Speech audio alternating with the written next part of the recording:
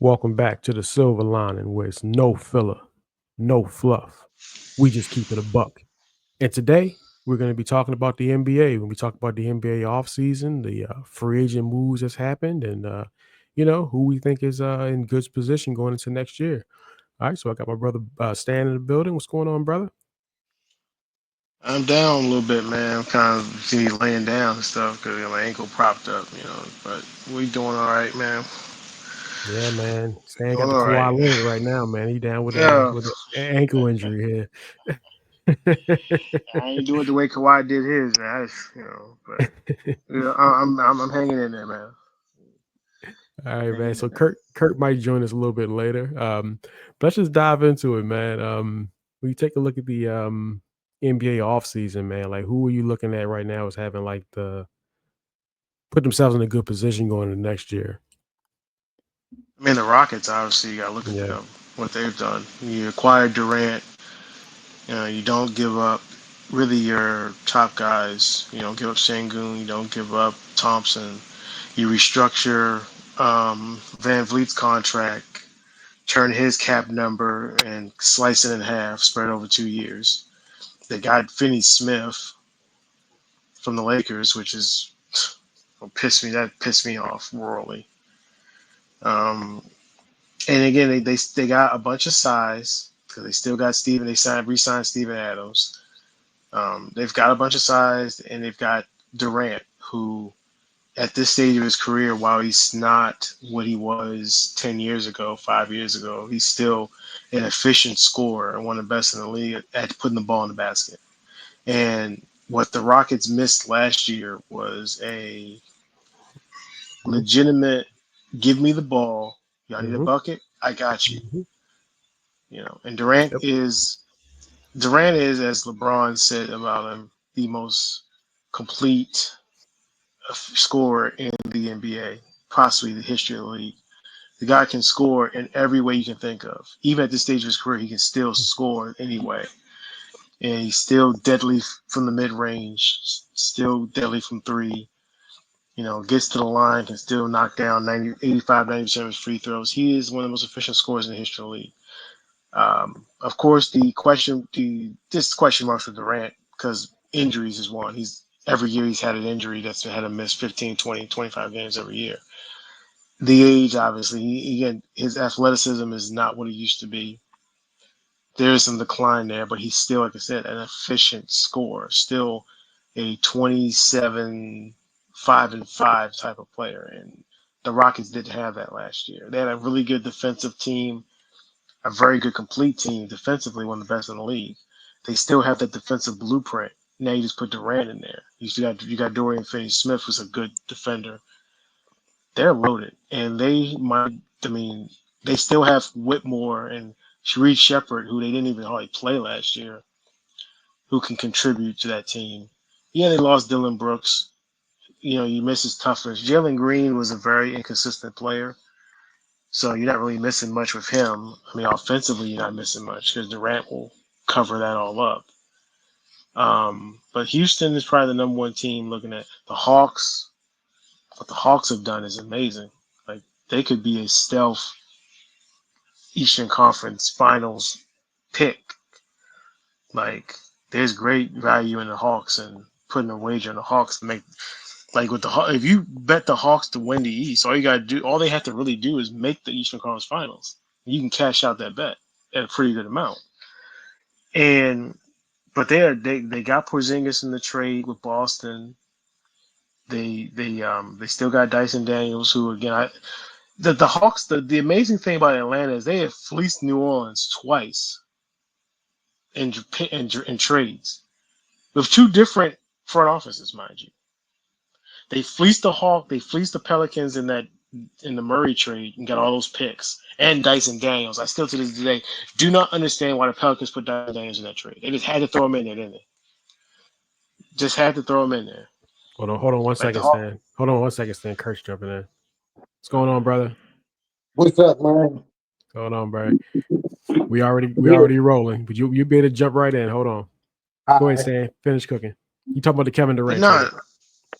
Not talking about the Hawks. The The Hawks Hawks. are Yeah, you the moved to the other Hawks. team. Yeah, Yeah, good. the Hawks are the other team that I'm looking at. It's like, man, they made it. They did a great job of rebuilding their team and really putting like the pressure's gonna be on Trey Young because I think this is the Trey Young or you a superstar for real prove it season because you got the best. He's got the best team that he's ever had. He's got the best team that he's ever had right now with that team. And the trades they made, and then the picks, and like I said, they acquired that pick from the Pelicans, which I'm sure we're going to talk about the Pelicans in terms of the what the fuck are they doing team. But yeah, the Hawks are in good shape. I like what they've done. You know, a lot of other teams have kind of just they've gotten better, but the two teams I'm looking at, the Hawks in the East and the Rockets in the West. Can they? Can the Hawks be the Pacers of this next season? Make that jump from they're okay to an Eastern Conference finalists. And the Rockets, the same thing. Can they compete with OKC with what they've done? And I think they can. But let's get Curt in this, Joey. Yeah, Kurt. Who are your when you think about the NBA free agency? Like, who are your winners right now? Who do you think What really? happened? Did I miss something in Atlanta? What happened in Atlanta? Go ahead, Stan. What happened in that? You Something talking about happened in Atlanta? Atlanta? Well, again, Atlanta traded for Porzingis, and they've got a really good. They had a pretty good team around them at the Oh yeah, time. yeah, They just yeah, had yeah. Okay. Okay. Dyson Daniels and Jalen Johnson. Jalen Johnson got hurt, but now you got those two guys there. You got Porzingis there. You got who else did they sign? They signed somebody else. Luke Kennard, good 3-point Yeah. shooter. Yep. They got like I said, Trey Young Trey Young and Ricochet. And they got a really good team. They I got a thought, good I coach with thought, I Quinn thought Snyder. something different. I thought something different had happened. They still got No, Adrian Griffin and they Jr. still too, don't they? They yeah still I got they think got Adrian so. Griffin Yeah. Jr. yeah yeah. And on top of all that, they have a $25 million trade exception. Wow. So so they could go out. So what happens if they go out and trade for like DeMar DeRozan and fit Anthony him right Davis. into that? No, they can't fit Anthony Davis into that trade exception. But like if somebody like a $25 million player, they could fit into that trade exception. Didn't they Um, get So they what's his name, Alexander Walker? Didn't they get him oh too? yeah, and they signed Alexander Walker oh, from that's a Minnesota. Yeah. defender. That's a defender and a Yeah, so shooter. that Oh, they yeah, put a so nice they got team a around it. yeah, so they made some really good moves, and on top, like I said, they got the trade exception, and then they've got this pick that the Pelicans just had to throw in unprotected for them to move up 10 spots to draft Derek Queen, and they've got this pick that could be the number one pick in the draft next year, which from what I've heard, the draft next year is gonna be as good as the one this year. Again, I'm sure we'll talk about the Pelicans and what are they doing. Why would you just throw in a first round pick unprotected just to move up 10 spots to draft Unprotected. Derek Queen? I don't understand it, man. Unprotected, bro. Like what? Unprotected pick, no Trojan on it, and you just throwing it, and you just hey, I mean, if do. you think you're gonna be a playoff team, it don't matter. But if you're But looking they like, not a playoff The team. Pelican, yeah, the exactly. That's Pelican, my point. yeah. That's my point. That's my point. You know what I mean? The Like, Pelicans make the Pelicans make no sense on paper. If you look at their roster, it makes no sense. And I don't know what's going on with Zion, but my guess is a trade request is coming from Zion at some point. I don't very imagine him soon. saying, "Look at it." I I can't mean, imagine him looking at this like, "Man, the hell with this." It I just mean, Joe Dumars. he can ask for a trade, but I mean, how many takers are there really going to be now? I mean, at this point, we kind of see what it is with his health, and his contract is nothing to sneeze at. So, like, what's the market look like for a Zion trade anyway? There's only need one team, bro. They only need one team to just say F it and just make the move and just say, you know what, we get Zion in our program away from those New Orleans diners and those New Orleans Yeah, restaurants, and we can just get him away from that and get him not a the real diamond. trainer, like get him a real trainer, get him away from all that and get him. But there's no evidence that we've just seen that he's going to be any better than what he's been. Like, has anybody seen any videos of Zion in the gym working out? No, I've seen videos no. of LeBron working out. LeBron at 41 years old is still in the gym working out, getting ready for the next season. I don't see that with Zion, but I just can't get over the fact that they gave up a first round pick, and the first round pick they gave up, I believe, is the worst of. It's a pick they got. It's the worst of New Orleans or Milwaukee. Who the hell knows what's gonna happen with Wow. Milwaukee next year? It's the Well, worst of it. okay, let's be fair with Milwaukee, though. Let's be fair. They Yeah. have had a championship in the 2020s, right? And Mhm. they do have one of the biggest pieces in NBA history if they decide to move him. So if you Uh, could bring that back for Desmond Bain, imagine what you could bring back for Giannis. They do have, what I'm saying is, they do have like something to fight with. New Orleans have nothing to fight with. Nobody's going to trade for an undersized, unhealthy Zion. With a Nobody's big going to do that contract. with a big cut. Now Giannis, Yeah. like everybody will be jumping out the gym to get Giannis. So, but if I had to look at the teams that I'm excited for in the offseason, one in the West, one in the East, of course, Houston. Yeah. I remember we all did the beginning, and they was doing the over and under for Houston, and we looked at the Mhm. under like, whoa, what? Right. We all knew Yep. they was going to be good. Yep. But I like the fact that they add Kevin Durant because they basically saying, look, we know we only got a 2 or 3 year window to win a championship, and with Kevin Durant for those 2 or 3 years, because I think Kevin Durant could play till 40 with his gaming style, and then Houston has a bunch of stuff going on around Kevin Durant to where as though you're not asking Kevin Durant to do more than be Kevin Durant. So I'm liking Houston, but I got a dark horse in the East. You know I missed the dark horse, yo.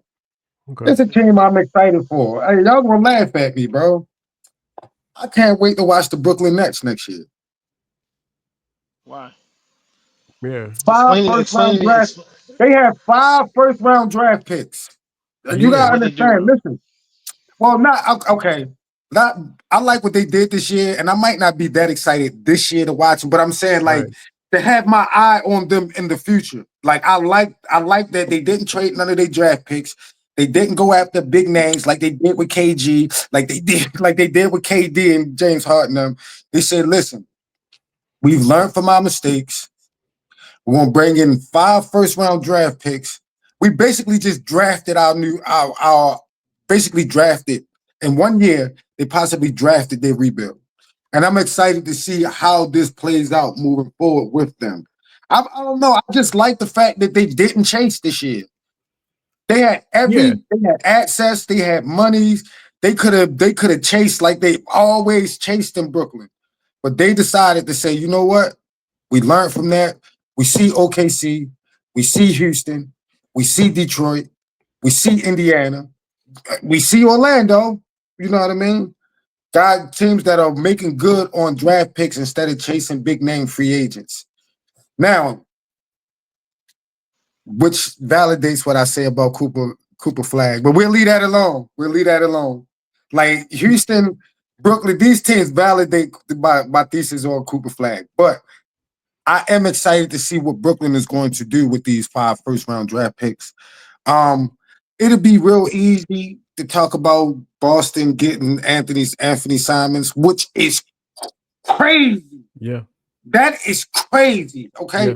Yeah. I we want to could talk about Boston at some point too, for sure. But yeah, go ahead. we could talk about Orlando getting Desmond Bain, which is also crazy, but I like the dark horse. I like the gray area. I'm not always black and white. So in that gray area, I'm looking at the Brooklyn Nets with those 5 draft picks. The team I think that did the worst is the Knicks, man.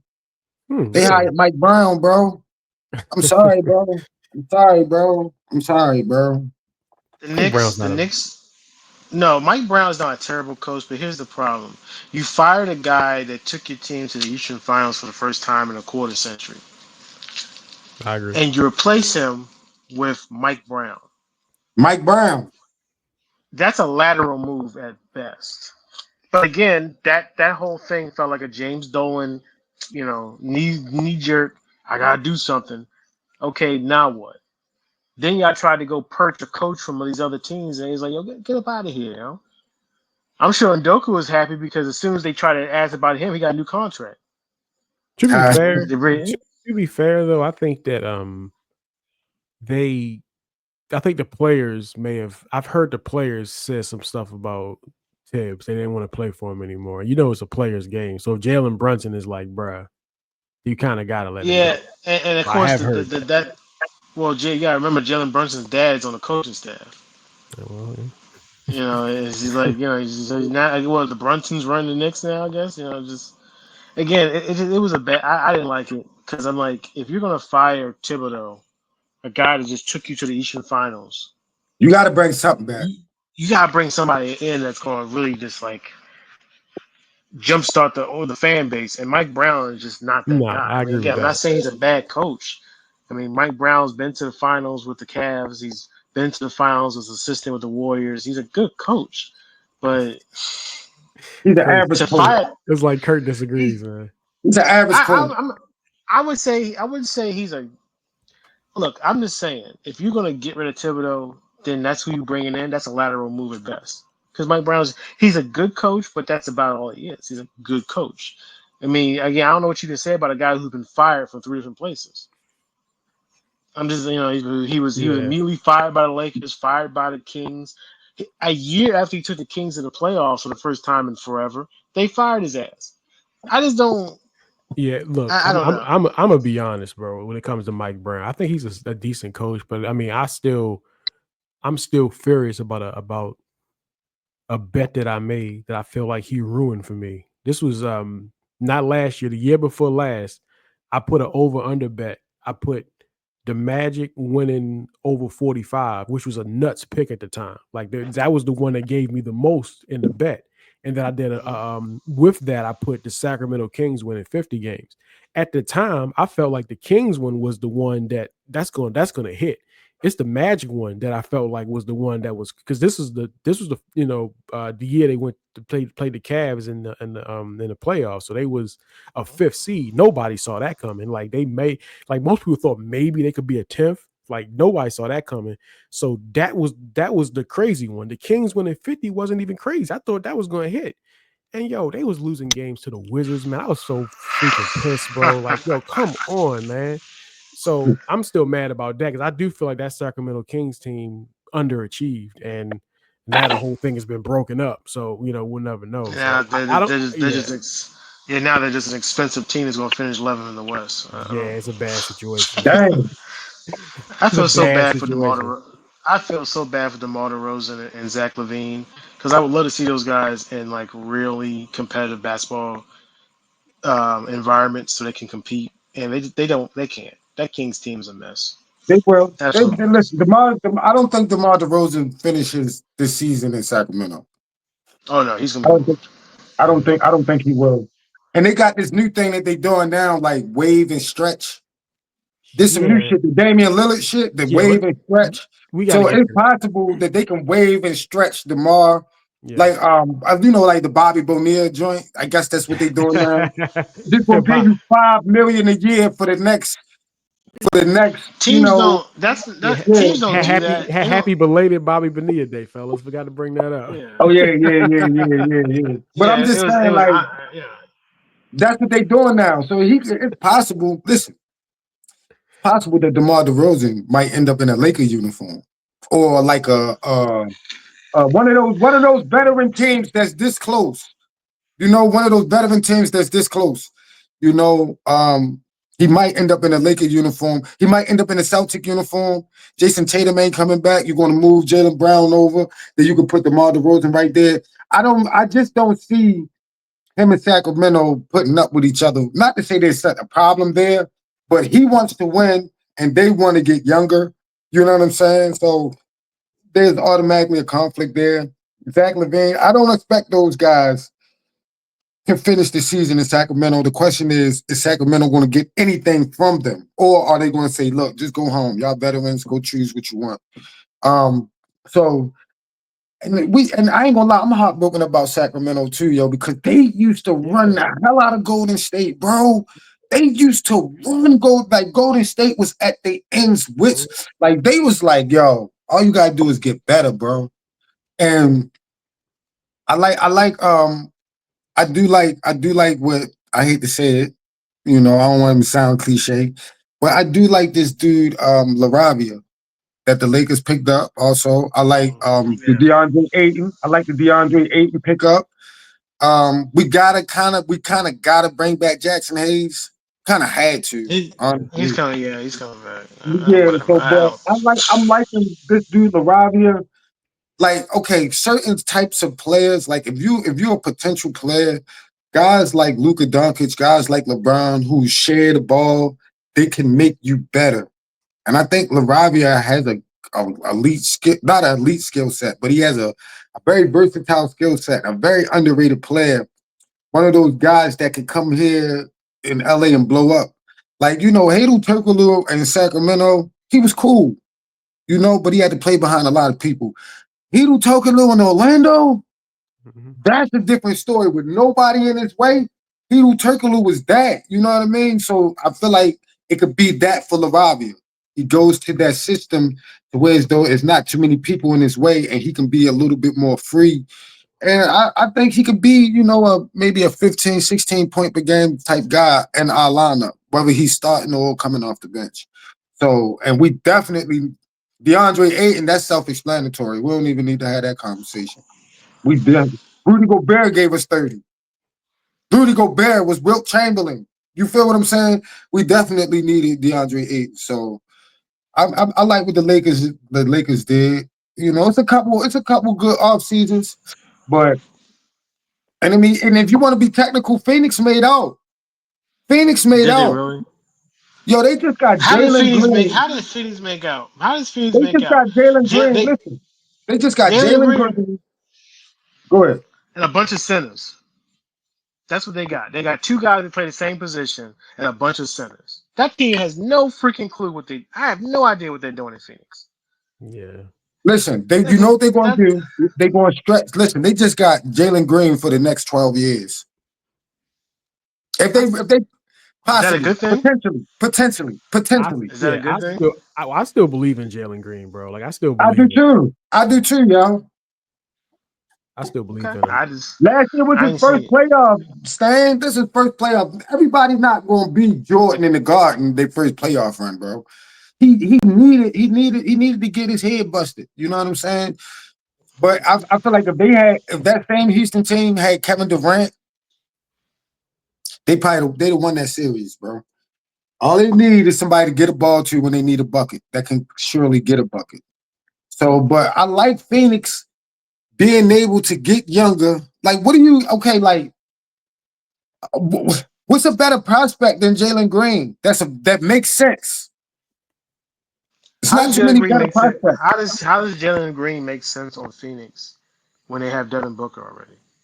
I don't think Phoenix is looking at it like that. I think Phoenix is looking at it like let's just get talent in here. Let's just get talent. Let's just get assets. The They reality is, have. if we're being honest, Devin Booker's the clock is ticking, bro. It's only a matter of time before he goes to management and say, "Yeah, man, it's time to move me on to something else." It's only a matter of time for that happens. So I don't I'm think surprised Phoenix is. Booker I don't hasn't done think it Phoenix is already. looking at it like let's put together a team for next year. I think they're just saying, just give me assets. Now, here's what I will say: why I think Houston got over on this trade because no, I think Phoenix should have asked for more, bro. But like I just think that all right, yeah, but like Reed Shepard's got to be in the deal. Like y'all not even playing him. Give me the asset, bro. Like you know what I'm saying? Like he's Right, number right, 3 right, pick right, right. last year. Like yo, you got to give me him. Give me him. Give me Jalen Green too, and then let's just you know what I mean. But just getting him and a bunch of second round picks to me that's a little underwhelming for Kevin Durant. And I know that they were kind of up against it because I don't know what the market for Kevin Durant really was, and it feels like Kevin Durant had a set number of teams he wanted to go to, so it wasn't like you had a lot of options. But I don't know. I just feel like if Phoenix plays hardball and says we're not doing the deal without Reed Shepard, I think Houston says, all right, throw him in there. You know what I mean? I don't think that they're gonna let Reed Shepard hold the trade up. So to me, they should have insisted on that. To me, you know what I mean? I That's agree how I with feel. that. Yeah. Yeah, I agree with that. I do listen. It is Kevin Durant, and you're right. I do think they could have got more. But if you're gonna get an all-star caliber player for the next 10 years, I mean, you really win.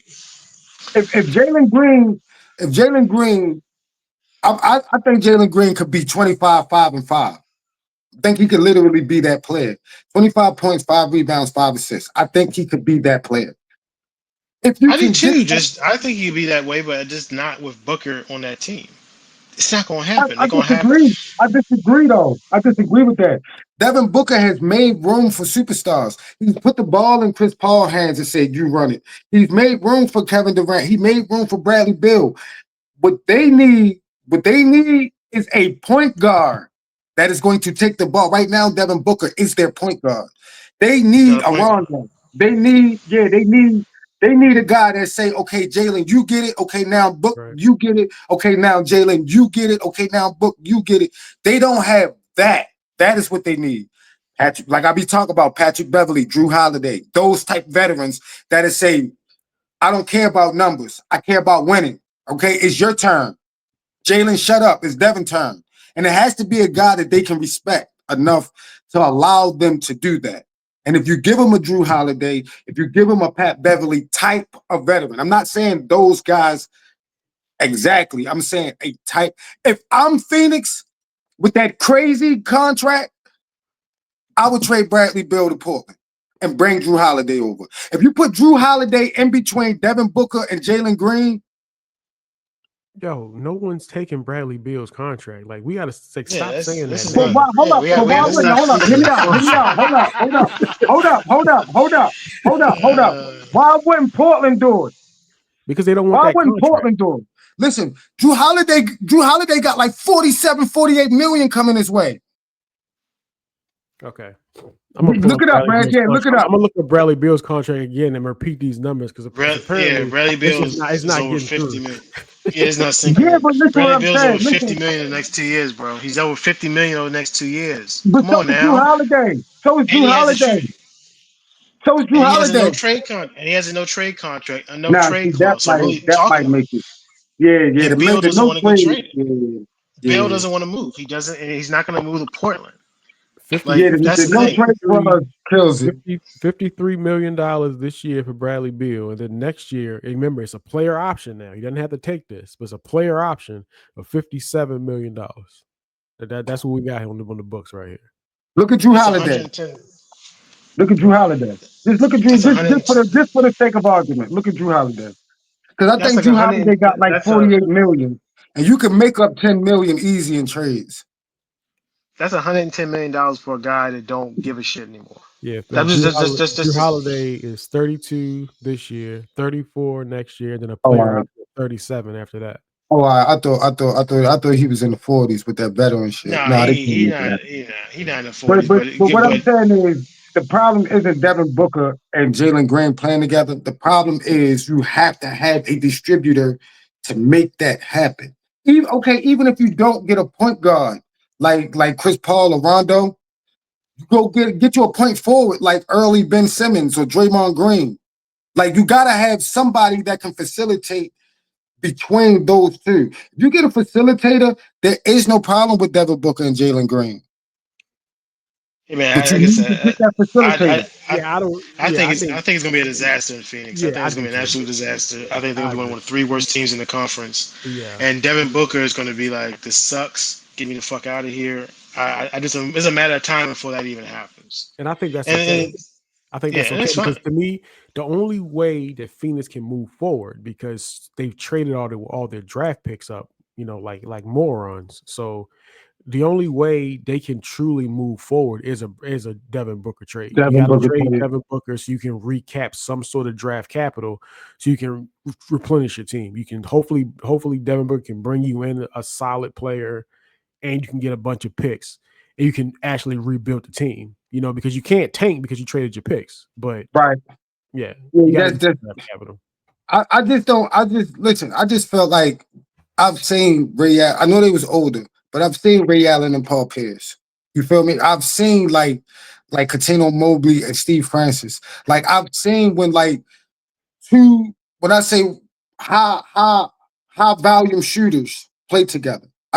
We've seen that happen. We see Jalen Brown and Jason Tatum. We see it all the time. High volume shooters can play together in this league.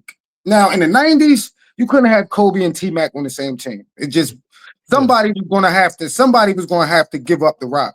But in this era, you kind of want a Kobe and a T-Mac on the team now. You know what I'm saying? So it's like it can happen. You just need to get them the facilitator. Okay. And if you do trade Devin Booker, guess what? Bradley Beal can step into. I mean, I know like you're paying him $180 million in the next 2 years anyway, right? So you might as well let him play his natural role. If you get a facilitator, but in order for that to happen, you would have to trade Devin Booker. Which sounds crazy. That sounds crazy to say. That's a disaster in Phoenix, and I feel bad for the fans there because that's a disaster. That's an absolute mess. From Hey, where yo, they they got were a some of the couple best years ago, fans in the league too, yo. They got some of the best fans in the from league. where they were a couple years ago, when you telling them we got Beal, we got Durant, and we got Devin Booker, and you don't even win a playoff series. Durant's gone. Booker is only a matter of time before he wants out, and Beal doesn't give a shit anymore. Yeah. He doesn't care. I've never seen a guy play. I've seen a Still lot really of don't. guys dog it out there. I've never seen a guy dog it like Beal's dogged it out there the last couple of years, and it's embarrassing. I feel bad for the franchise, that fan base, but again, when you have an owner come in that's with the new owner syndrome, and he just does like, yeah, we gotta get Kevin Durant. I don't care how we gotta do it. 5 first-round picks, sure, let's do it. We're gonna trade our draft. We're gonna trade our draft capital for the next 5 years. No problem. Let's bring in a 35-year-old Durant. It's just at the time, just bro. At the time, they felt like Beal, Durant, and Booker is a 3-headed And monster. DeAndre Ayton was down there. And DeAndre was Ayton still down there. They bottom. just felt like at the time they put that together, they can be a team that can get to the finals, bro. It just didn't work out. But I get what they was feeling at the time, but it just didn't. I get what they was looking at, man. I don't, because they asked Devin Booker to play point guard. Yeah, it's true. That's dead right there. It's dead right there, bro. It's dead right he's there. not a point guard. He's not a point guard. He's a shooting guard that works better off the ball, getting the ball and attacking. He's not a point guard. So for them to even make him a point guard was just fucking ridiculous. And wow, it didn't work. That's just, again, that's a mess. I think Durant's in a better spot now because he's in a spot now where he is the number one option. He doesn't have to stand there and do the it's your turn or it's your turn bullshit like he did with Booker. He's the guy. He's gonna be the guy in Houston. They're gonna be looking at him like, bro, we need a bucket. Can you get us one? Sure. Yeah. So I think he's in a good Guess spot what? where he is. He can be the man without being the man. You understand? Like, if the world doesn't revolve around him in Houston, they're gonna be feeding Shagun. Twins gonna be doing twins. Yo, the twins, bro, both of them, the Thompson twins, like their mother is blessed. You know what I'm saying? Like, you got Fred VanVleet. Fred VanVleet don't care. You got Cam Whitmore. Like, there's so many guys that's gonna be moving around him that he's going to be the man without having to be the focal point. You see what I'm saying? I think he's finally in a good basketball situation. Yeah, and we'll see what happens with them. But that's a good spot for him, and that's a good team. Houston, I can't wait to see them play the Thunder with the way they can defend. That's gonna be crazy. That's if these teams stay together, right? Because I heard some rumor about a 7-team trade that was going to land Cam Whitmore in LA. Y'all heard about a 7-team trade? It's a rumor about a 7-team trade, bro. That would land Cam Whitmore in LA, bro. Yeah, a 7-team that definitely puts us over the top then. We get Cam Whitmore. He's a good player, bro. Like he just. It's just so much talent in Houston. These guys can't get on the floor, but Cam Whitmore's a good player. Is a good one. Hey, yo, and see, that's what I think. That's why I want to watch the Brooklyn Nets. Teams like OKC, Indiana, Houston, they make me want to watch the Brooklyn Nets because that is how they're trying to come up. And guess what? They still got 13 picks in like the next 5 years. 13 first-round picks. I was surprised that Brooklyn literally made all those selections. I thought sure they was going to trade one or I did too. I'm surprised they did that, but Yeah, I mean, use the picks. You got multiple bites of the apple. Maybe one of them hits. Why why not? You're not winning anything next year. So just let these guys just roll the balls out there, let them have a good time. Lose a lot Yeah, of They games. traded they traded Cam Johnson for Michael Porter Jr. They were the only team in the league that had cap room. And they turned that cap room into Michael Porter Jr. and Terrence fucking Mann. I did not understand that trade. I'm well, because trying to figure out what's to look at with Brooklyn. I They didn't look understand like that a trade. team that doesn't know what they're doing. And I'm not sure. Explain to me but what that's they're not doing now. bad though. That's not bad though. That wasn't bad. That wasn't bad. Let me tell you why. Because Michael Porter Jr. By the time these rookies get to their Michael Porter Jr. is what I Reggie. What they doing is what I be saying the Dallas Mavericks need to do. All they doing is saying if Michael Porter Jr. has showed potential his whole career, they saying, look, we're gonna give you the opportunity to become that player that you always wanted to be in Denver. If it don't work out, who cares? We're gonna get rid of you anyway. We don't need Cam. What do we need Cam Johnson for? We're rebuilding. Yeah, We're but rebuilding. no, Kurt, I get that. But Cam Johnson is a very good 3-point shooter. He's He literally is. what every team would want. And and you you could have basically got just him took for better than that. He's not on a you bad deal. He got yeah 21 million this year, you just did 23 Denver next a year. favor. You could have Denver got a better turned return. yeah Denver But turned Michael I'm Porter not saying Jr. that y'all wrong. I'm not saying that y'all wrong, but what I'm saying with the Brooklyn Nets is it doesn't matter anyway. Like, why not? It With always matters. Cam Johnson, this one, hit me out. Cam Johnson, he's a very good role player. But Michael Porter Jr. has shown flashes at times that he could be 22, 23 points a game, bro. He has had moments, right? He's just In high inconsistent. school, yeah. Come on, Reg. That man had big games. Come on, Reg. Don't do that, bro. Michael Porter will be a 20-point He, scorer in I, the Brooklyn team he's very that might win. inconsistent. He's very He's going to score inconsistent. there. He's going to I be guess. a 20, 25-point scorer in a team that might win 15 games next year. What Good did for they? him. What did Brooklyn receive? Was it just straight Cam for Michael Porter Jr. straight up? They didn't get no I picks or think nothing. they Like, was I don't think they got look at the trade, Reg. I mean, let's look at the trade. I'll look the trade up. Yeah, look at the trade. Because if I'm Brooklyn, it's like, look, bro, I'm not asking. I don't really want a superstar. I mean, I do want a superstar. That's dumb, but I don't really need. I don't really like. I'm not really like building for this year. I'm building for 2 or 3 years now. I'm down. Well, of You course, know what I'm that's the thing saying? with that. So it's like, You know that. hey, yo, Terrence Mann is a very good player, though. I understand what y'all saying about Michael Porter Jr., but Terrence Mann is a very, very serviceable player. Now, I don't know the money that they spent on him.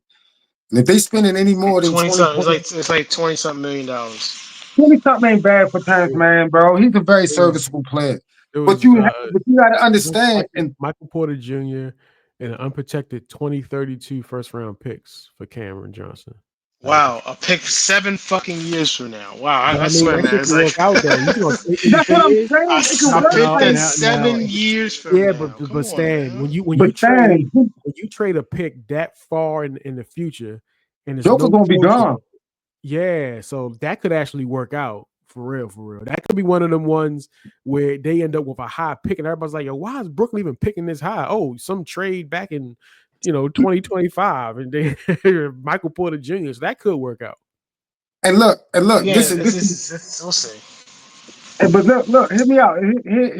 This is the thing, though. This is the whole thing about Brooklyn. They can afford to clean closets. You understand? So they try Houston. Let's go ahead and develop this young talent. And guess what? In 3 years, when the Dallas Mavericks mismanage Cooper Flag, we're gonna be able to give them motherfuckers 5 picks and one of these draft niggas. Like, that's what it's about now. Developing the I just young thought talent. Brooklyn. I thought Brooklyn was accumulating all these picks to make a Giannis run because again they have the cap room to absorb Yeah, anybody. They're they the can only team afford with a the cap. cap room. Yeah, They I can was clean thinking closets. Yeah, I was thinking well Milwaukee would be interested in draft picks because they have none, but Brooklyn just took the picks and drafted guys. it's just I don't know, man. Like I said, that team just I don't know what they're doing, but I But don't why would they? see. I don't want to sound stupid because it's going to sound stupid when I first say this, but just think about it for a second. Why would they want Giannis? I know that sounds crazy, No, you're but what right. the fuck are they going to do with Giannis? You're right. I You're agree. right. That you sounds crazy as fuck. You got a guy that can actually put people in seats. People want to go see him play. But you can't Who the win fuck there. are people going to? But you're But going you to ain't gonna waste win nothing. him, No, you're not gonna right? win nothing there. I'm just That's saying. what I'm saying. What's the point? I'm just saying, like, if you're accumulating all these picks, then the assumption is you're gonna make a run at somebody, and instead they just use the picks. I just didn't. It's just I didn't understand what they were doing. But look, I think a lot of these teams know that their window to compete ain't it right now. It's just not Right. now. And Brooklyn, and I don't know what, like I said, Brooklyn just seems like one of those teams that's kind of just like we're just gonna kind of just stay in this area, and we're gonna lose a lot of games, and at some point we'll cash our chips in and try to get good again. But it's not gonna be this year. But they're They not just just, losing games though. Like I had a conversation with Reggie, right? What I was saying, young players, like when you got young talent, like because I say, let Cooper Flag struggle now, get rid of the veterans, let Cooper Flag struggle now. You're not just losing games. You're losing games, but you're gaining like losing games. When you're losing games with young players that are getting better, is different from just losing games. Last year I they also was just disagree. losing games. They was just losing. Cam Johnson, Cam Thomas, you got Nick Claxton, you got all these players, and they was just losing. Now, even though we're losing, we're actually building towards the future. So that is a Yep. little bit different than just going out there and stinking it up because those same guys that are losing right now, they can develop winning habits moving forward. 3 years from now, you can be the Houston Rockets with a bunch of talent, bringing in Giannis, bringing in Devin Booker, bringing in any superstar, Trey Young or something. That's what it's about. Stan, long gone are the years of the 5-year rebuild. Remember, Terry just had to rebuild. It took them so long to rebuild. Remember, yo, Indiana and Indiana and OKC was in the finals, right? 3 years ago, them niggas wasn't even in the first rounds. no. Those two teams, they rebuilt their teams the way you're supposed to do it. So, They did it through the but draft, that's what Brooklyn is and attempting to do. That's yeah. what I'm saying. Well, That's why I'm again, excited about it. we'll see what happens with Brooklyn in the future. But like you said, that is a good point though, because that's what you try to build your team back through the draft. Because again, you're not going to Right, get free agents. The Thunder right. had.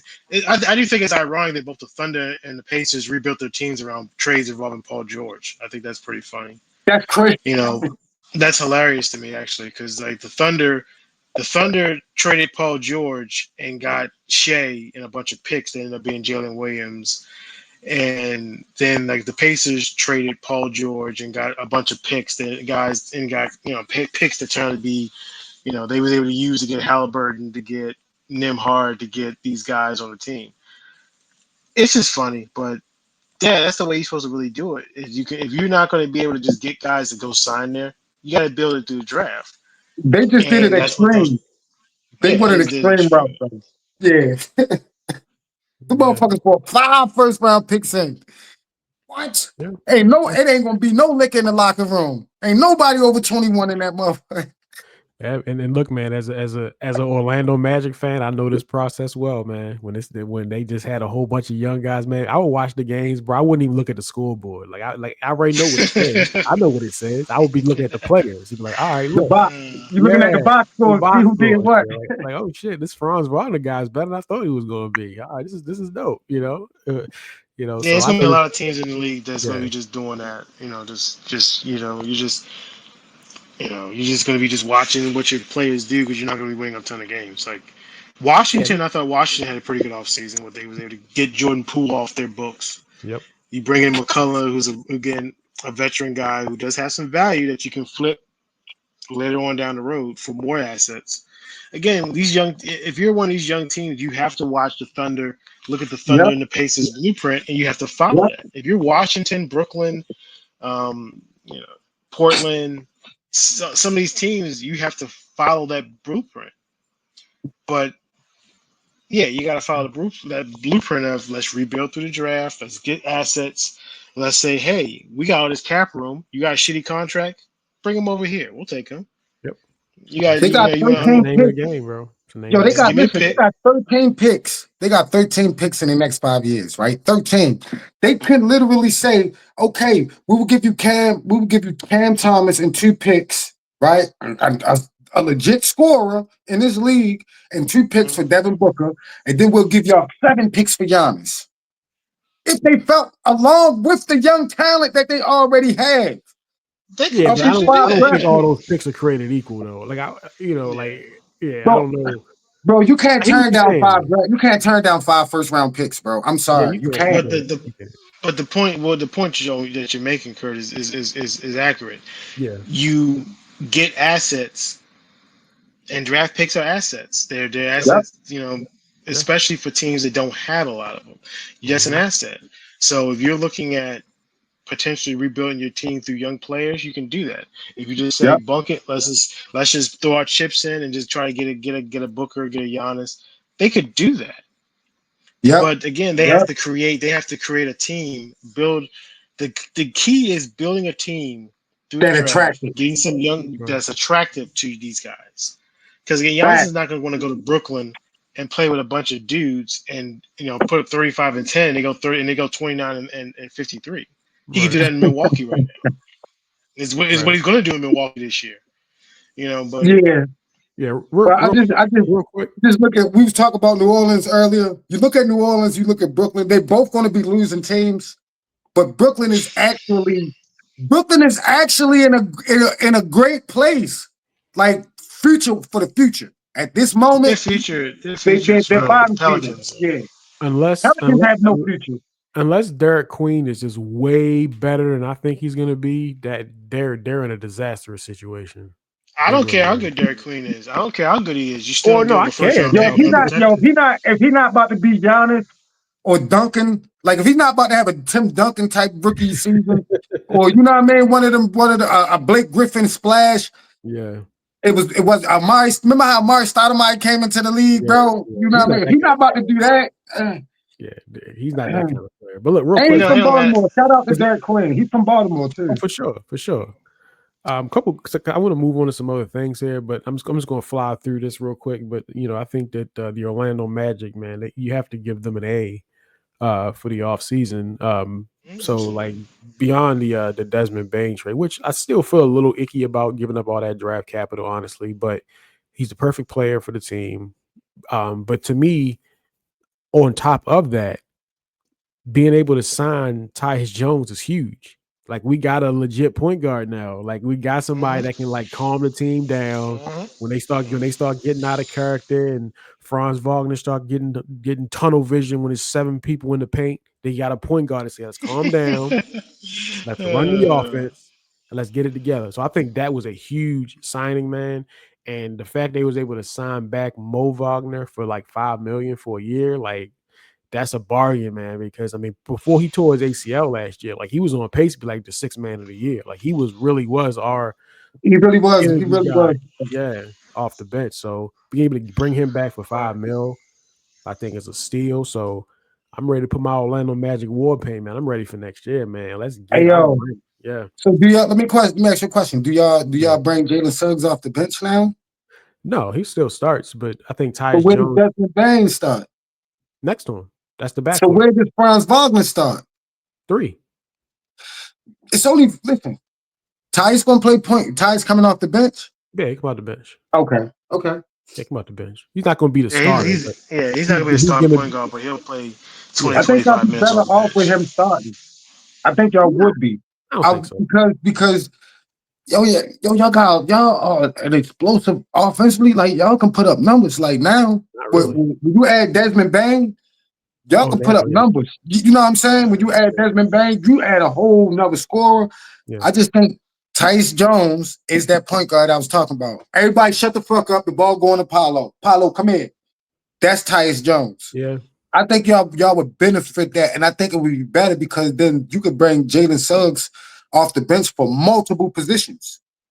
That's true. Hey, we'll see. We'll see how they kind of do it. But yeah, I think the actual starting 5, it will be Suggs, Bain, Franz, Paolo, Paolo, Wendell. Randall.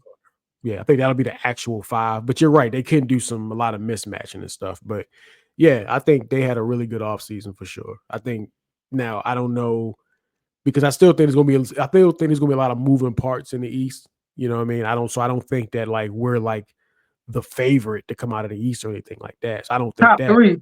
I think y'all top 3 right now. With Jason Tatum being hurt, Philly falling apart. Well, Indiana just lost Miles Turner and Tyrese Halliburton going to be out for a year. Like, what else is there when you think about all of that? all right, so let's get to this because I do want to touch on this Boston, right? I think Okay. people are drastically underrating the Celtics now. I understand, obviously, not having Tatum is backbreaking. There's no doubt about it.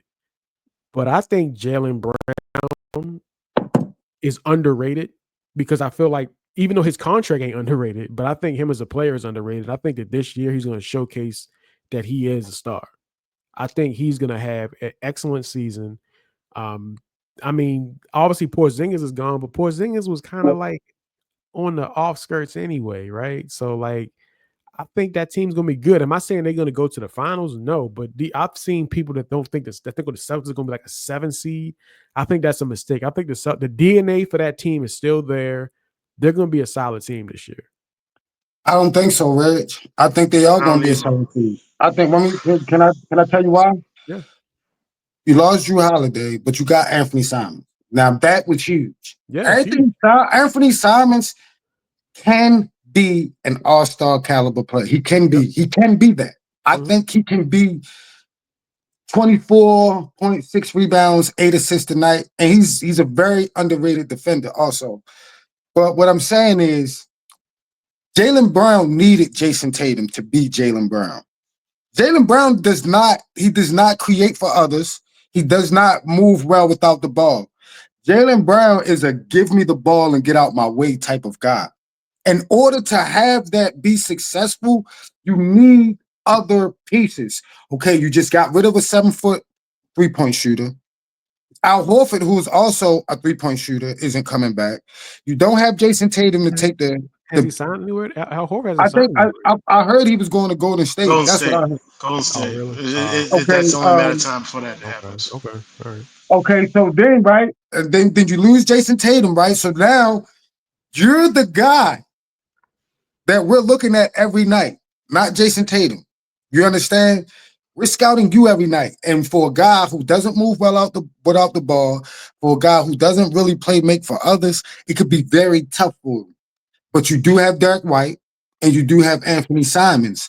But those 3 are not going to be enough to compete with the Knicks, to compete with the Magic. We just talking about how the Hawks just got marginally better, like as a whole. They didn't bring in like that superstar talent, but they brought in guys that could potentially grow to be, you know what I mean, that type of players. So I don't see them as being a top 5 team in the East right now. Right now, okay. I think they'll be in the fight. I do see 6 or 7 seed. I see play in. They're gonna have to play in the first round. They're gonna have to fight for that playoff spot. I want to see the over under for the Celtics next year. That might be something to put some bread on. Yeah. I'm interested to see what they put that at. I say 44, 45, maybe. I think Boston is Boston's in the throwaway year. They're throwing the season away. I think they're just going to look at it as we'll let Jalen and Anthony Simons put up 40 shots a game, and we'll see what happens. but we're not concerned about about winning this year. We're concerned about getting under the second apron and maintaining our flexibility going into next summer when Tatum comes back. Yep. And Simons is an expiring contract. If we like him, we can re-sign him. If we don't, he can walk. That's what the Celtics I think are looking at. They're not. This season is pretty much a throwaway for them, and all of it is because of this fucking second apron thing and this hard cap basically is that we're dealing with in the league now. Yeah, it's funny. After the hard cap, money free up. I don't understand that shit. Let's get to that, bro. And can you do me one favor though? Can you see while I was Stan doing this? I'm sorry. See what the Celtics draft capital is moving forward. Should be good, but I would look it up. What you were saying? Yeah, it's just this hard cap that the league, this hard cap is fucking everything up. And you can just go through the league, go through the teams. The Pacers let Miles Turner leave because they didn't want to pay him an extra $15 million because it would have put him over to that. So they let Miles Turner leave to Milwaukee, the team they hate the fucking most. They can't Yep. stand the Bucks. And Miles Yep. Turner goes there because they didn't want to pay him. They didn't want to pay him an extra $15 million for the because that would have put the Pacers in And he's luxury been there for tax. 10 years, bro. 10 years. Y'all won't get Yeah, this man 15 million, bro. That's yeah, crazy. yeah. It's crazy. The Celtics basically traded away Porzingis and Drew Holiday to get underneath the apron, and it's still going to be an apron team. Yep. You know, you just seen it throughout Celtics have their draft capital. They got their pick next year. They got their because they pick haven't in traded picks. 27. They got their picks. There's no real issue there. Okay. They haven't traded no picks, so they're Yeah. they're going to maintain their flexibility for the summer next year, and that's what I think they're going to end up doing. And I think they're going to throw the season away. Not to say they're going to be a bad team because they're not going to be a bad team. But as far as contending for a title, No, I I think agree with that. they're not competing for a title. I They think in they're a a bunch of weird teams. space. They in a weird space because they kind of like rebuilding with the core of their team at the same time, right? Yeah, Like they're kind of. rebuilding with a championship core right now. You know what I'm saying? That's kind Yeah. of crazy. It's just basically a gap season for them. Yeah. Yeah, It's Yeah. pretty much gonna be a gap year for them. I want to get to this apron thing. I'm sorry. This second apron, this hard cap the NBA has put in. I'm sorry, bro. I don't like it.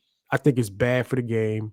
I think that I like Adam Silver a lot. I think he's a good think he's good at this. I think that he has a good mind for like pushing the game forward into the future.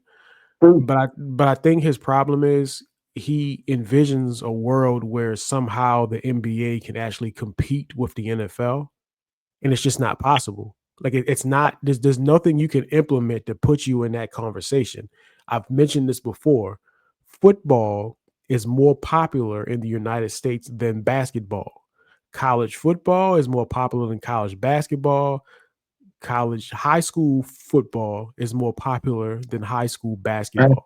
Yep. This is just the way it is. So there's nothing you can implement that puts you in the Mhm. conversation with the NFL. I think he wants to create this parity thing where there's like parity and anybody can win it every year because the perception is in the NFL, that's what it is. There's parity. The reality is they don't even have it in the NFL. The NFL has a hard cap and it's not parity in the NFL. Neither be the same teams competing at the AFC in the championships game every year. AFC championship this year will be the Chiefs, the Bills, Ravens, Chiefs, the and Bills. Ravens. One of them three gonna be the AFC championship game. We already know. So Mhm. this idea that the hard cap creates this parity isn't even true. And so I just don't think that in the NBA, if you have a situation where you could have the Pacers and OKC go to the championship game, and then next year the championship game could be I'm just saying Houston and something Detroit. random. Houston and Yeah. Detroit. I don't think that's going to bring more people to watching the game. I just don't believe that. And I think that I don't like the NFL's cap either because I feel like with the NFL, it's too much turnover every single year. You can't even keep a team together, bro. And I feel like, as a Magic fan, I'm already having to think about this because I'm like, we pay Franz, we pay Suggs, we got to pay Paulo, I guess, Mac. next offseason, the Mac. Mac. So that's three right there. So like we're not gonna be able to keep the team together either. So at some points, either one of those three are gonna have to go, or like Desmond Bain Johnny might have to Isaac gonna go. have to Isaac go. gonna have to One of go. them. Yeah, Like yo. somebody gonna have to go. And if Anthony Black makes the jump that you Oh, think he might, Curt, he's not gonna be able, we're not gonna be able to afford him. Like he's gonna have to go. well, y'all So got a lot of talent. Y'all got a lot of yeah, talent, bro. we God damn, forgot about that. we signed Mo Wagner back for 1 year for $5 million. If he comes out and has another solid season off the bench, he's gonna be gone next year. We can't afford to pay it. So I just don't like the hard cap. I don't think it's good for the game. I think ultimately we're going to see this going to have more negative effect than positive effect. Stan, what's your thoughts? It's only going. Hold on, Go I'm ahead. going to Stan to go first, and I go to you. Go ahead, Stan. I hate it. I fucking hate it because of what it's doing to the league. Because what you're basically doing is instead of you're punishing the good teams, the smart teams, not the dumbass teams like the Pelicans and the Suns and the Bulls and teams like that. You're punishing the good teams like Boston. You're going to punish the Thunder. You're going to punish the Pacers. These good teams that did it the right way, built their teams up right, made the smart free agent signings, made smart drafts, and now you're going to punish them because then what you're going to tell them is, oh, OKC, you got these three guys that you basically, you drafted, traded for, signed, and Shea, Jalen, and Hogan, you're not going to be able to pay them all. And if you do pay them all, who you gonna put them with? Who you gonna put around him? It's just you're punishing the good teams, and basically, so now for what it feels like is, how you would say you have a 5-year window. Like in the NFL, you might have a 5-year window to compete. In the NBA, it feels like it's a 3-year window now, because at some point you're either going to have to trade away somebody, or you're not going to be able to retain a key role player. Yep. The Thunder are in pretty good position to kind of withstand this because of the draft capital. So they just drafted a kid this year that can play center. So he'll play 5-10 minutes this year, and then next year they'll let Hardenstein leave, and he'll play center. That's how they're going to actually be. Yeah, they're going to have to build. But they're going to have to pay Holmgren coming up soon. Holmgren's going to ask for some bread, so they can pay those three guys, but it's just going to be a matter of how they put a team around them. If they can pay those three guys, then they can try to put a team around them, but they're going to have to basically do it by filtering guys in through the draft. Using those draft picks, they're going to have to basically just go, okay, you're going to play 20 minutes because Lou Dort is going to get traded here. But that's what I'm saying, though. I hate the fact they got to trade Lou Dort. They got him. But that's just the reality. That's the reality of the situation, and that's the reality of this hard cap. Basically, it's not what it's called, but that's what it is. It's a fucking hard cap, and I hate it because it just makes it hard to build a team over a 5-year period. You're looking at the Celtics. The Celtics considering trading Jaylen Brown. If you're a Celtics fan, you're like, man, I'm gonna have Tatum and Brown for the next 15 years of my life. And now you're like, I don't know. Yep. I don't know. I'm gonna have my guys. You just don't know now if you're gonna have your guys for 5-10 years now because you got. The fucking owner of Denver just threw out there. I don't want to have to, but we may have to trade Jokic one day. Can you imagine? You're a Nuggets fan. You're sitting there like, what? Why are you bringing that up? Why are you talking about trading Jokic? He's the best player in the world. Why would you even say anything about that? I ain't got no choice. Yeah. But you start looking at it, and you're like, well, we can't compete for a title, and we're paying, this guy $50 million a year, and this guy $40 million a year. Then you only got like $50-60 million for the rest of your team. Yep. And like I said, it's not even, and it's not just the money, because you're gonna have teams that don't give a shit. Because it's gonna pay the luxury tax. This is about what happens when you get to that second apron. You lose the right to sign mid-level guys. You lose the right to sign buyout guys. You lose draft picks. Like it's an embarrassment that the Players Association went for this shit. I don't understand why. I don't get it. I don't know but it's not good for the players. It's just not good for the players. And I agree. This is what it is, and I don't think it's good for the league. I don't know who wanted this besides the owners. Besides the owners in Chicago, who never spends any money. You gotta blame people like Bradley Beal. We just talk about how he don't give a shit. Like the owners, you gotta blame niggas like Zion Williamson. Like, we giving you this money and you won't stop eating hot dogs, dog. Like, we giving you this money and you coming in here like, bro, you supposed to come in here looking like an athlete. You come in here looking like Peter Griffin, bro. I don't disagree with it. I don't disagree. I don't disagree with what y'all saying. I don't like it either. And I think it's only going to be around to the next CBA. The next CBA agreement meeting they have, this shit going to get thrown out the window. But what I'm saying is owners have to protect themselves. For every owner that we saying they might have to train Joker, it's 4 or 5 owners saying, what about what we did with Ben Simmons? He just wouldn't play. What about the Kawhi Leonard? What about the Kawhi Leonard that I'm only playing 20 in a playoff game? In a playoff game, I'm only playing 28 minutes tonight. Like, these owners are paying these guys 50, 40 million, and these guys are just doing whatever they want. So it kind of it does put fire. I don't agree with it. I don't like it. Like I said, I think it's going to be gone the next CBA agreement. The meet next. No, the next CBA is gonna be like another decade, man. It's like No, this I'm is just going to saying. hurt the Eventually, league. well, the players can always strike. We gotta have another strike. That's That type always of good shit for the league. That's happens. always good. That's always great for the league, I right? know, right? I know, Just right? But that's what a they bunch of probably gonna have millionaires to saying do. no strike. Yeah. But what I'm saying is It's awful. they gaining. What I'm trying to say is I don't like it, but the owners have a point. We tired of paying these guys 50 something million. So instead of us doing that, we just like they're trying to put caps on what guys can get paid. So if you won a championship team and you could have made 60 million, you might say, well, shit, man, give me 45 so I can keep Reggie. And man, Reggie might look at it and say, well, shit, we got to keep Stan too. So fuck it, just give me 35, give him because, bro, like.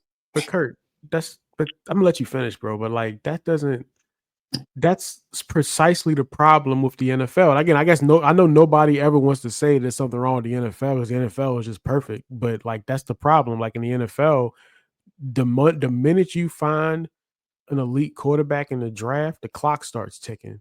Because if you want to pay your quarterback, you have to gut your team. And that's not good for the league. It's just not good for the game, bro. Like, and the idea that you even have to tell a player to take less so we can actually put a team right. I don't think that's good. I just don't. I I don't don't like either. I don't either. I'm not saying I agree with it. I'm just speaking on the direction I that don't they believe headed. in that at all. Because I don't think you. you got these guys, bro. Like you say, you're a quarterback, like a quarterback. Like quarterbacks got in the NFL by the balls. Like a great quarterback can choke the life out of a whole organization. You know what I'm saying?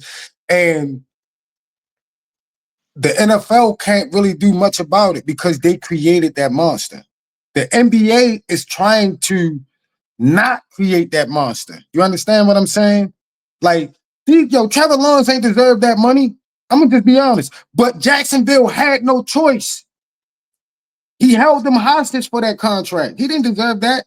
And the NBA is trying to avoid that because the more we see, these guys are demanding more and more and more and more. And a lot of these guys aren't worth what they aren't worth what they're asking for. So a lot of guys are getting paid ridiculous amounts of money because teams have to. Because like if we let you go, what up? Like Cam Thomas right now. Is Cam Thomas a max player? No. But if he was to go to the negotiation room with the Brooklyn Nets right now, what else choice would they have? Or trade him? So it's trying to prevent that monster. I get it. But at the same time, like you say, NBA is about building dynasties, bro. right. And we know dynasties by the faces, bro. Like, can you imagine Golden State not having Iguodala and Sean Livingston coming out the bench? Right. You know what I'm saying? Or San Antonio not being able to have Manu come off the bench because they got to pay Tim Duncan and Tony. I get it. But I don't agree with it, but I understand the other side of it. Like, man, these niggas is But do you fourth or think fifth it's guys off the bench asking for 25 million, and we ain't got no choice but to pay them. but do y'all So think it's more about you know, that, or do y'all think it's more about creating parity though? Which one do you think it is? I I think it's think more it's I about think it's creating a parity. mixture of both. I think it's a mixture of I both think it's the because parity part. I think it's both. Because parity, you don't if you want parity, you allow teams to keep their players together so all the teams can grow together.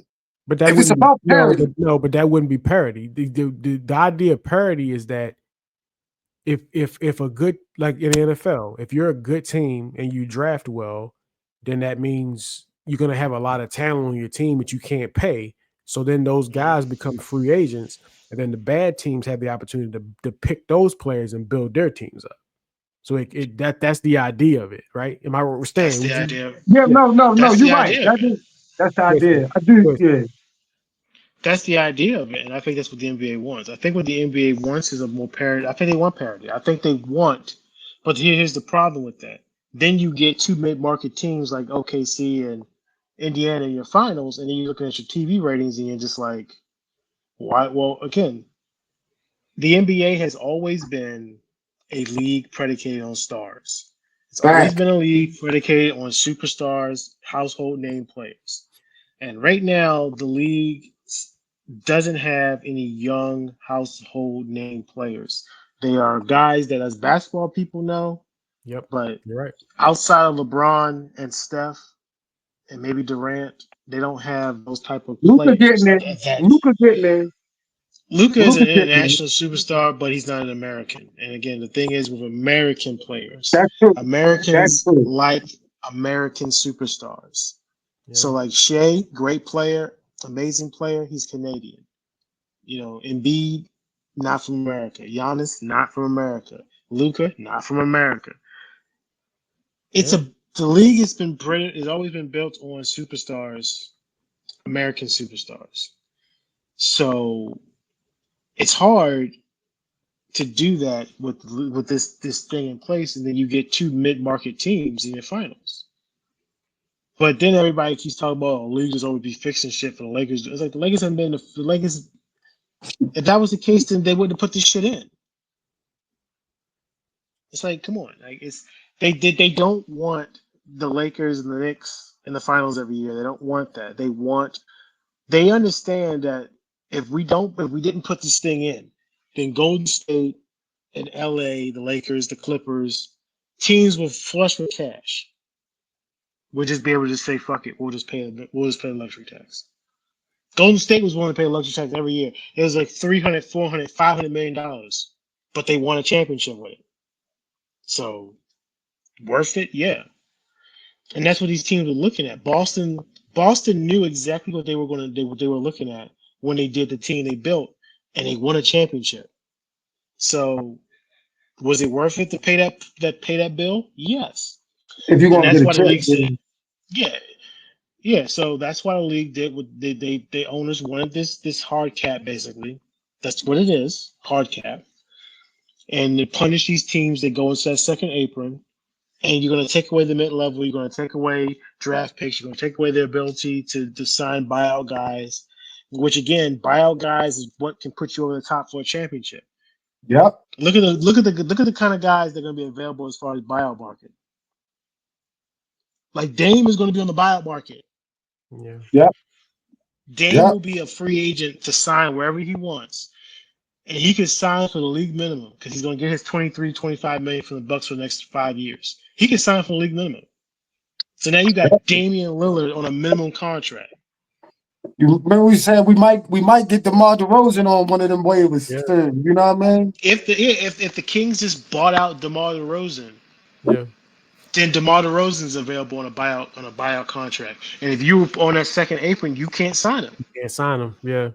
Yeah. You I can't mean, you sign know him. what?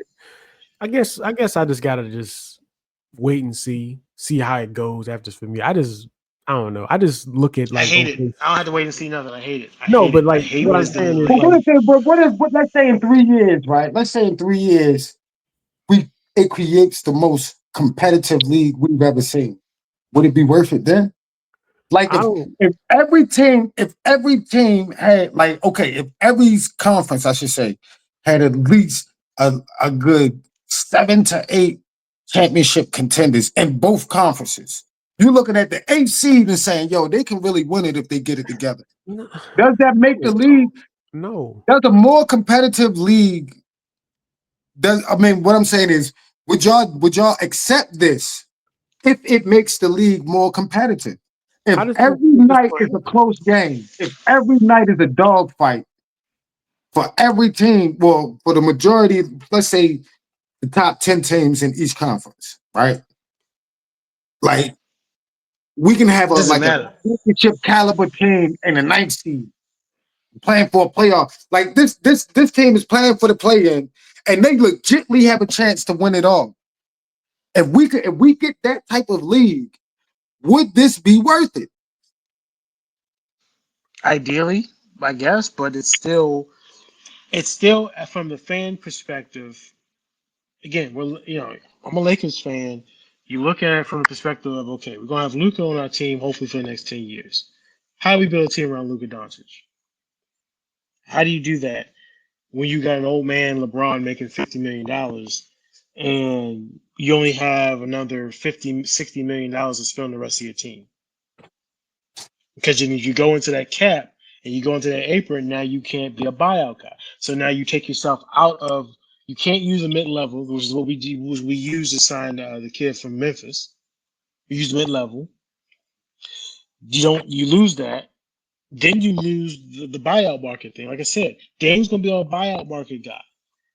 There's gonna be a bunch of guys that are gonna be buyout market guys that you won't be able to sign. This thing's. I don't like that. I just I don't think like to it. Curt's point, what Curt is saying is in that scenario, like like with the Lakers, if you run into a scenario where like you feel like the only way to really like keep going is to find a way to like move LeBron off the team. I think the idea here is that could you like if the Lakers, I'm not saying they're gonna do this, okay, not saying they're gonna do this, but if they could theoretically like move on from LeBron and like stretch it kind of the same way they did with Dame, um, and then LeBron becomes a free agent, would it be good for the league if LeBron just signed somewhere and it was kind of like flip? I guess that's what Curt is saying. Like, could it make the league more competitive throughout the league? And I just don't think so. But like in this scenario, what if LeBron just said, "I'm going back to Cleveland again," and now all of a sudden the Cleveland Cavaliers are like the favorites, right? But I just don't think that happens because I just feel like you can literally the model that you love that you want to look at the NFL, look at the model and you'll see that no, a hard cap doesn't guarantee anything because the same teams are good in the NFL. The perception is that though. The perception walking into every year is that This is perception, yeah, it's like so like the Arizona Cardinals probably legitimately think, yeah, man, if a couple things break our way, we could be a wild card team. You know what I mean? Whereas in the NBA, you don't have that. The Brooklyn Nets know exactly what's coming this season. So I think Yo, that's they kind of the point. that's what I'm trying to tell you. This whole CBA shit, that's what I'm saying about Brooklyn, yo. I'm excited to watch them going forward because this CBA made them the cream of the crop organizational wise. Not I don't know not about that. not not Yeah, I definitely not will say that. not it didn't make them cream of the crop on the court.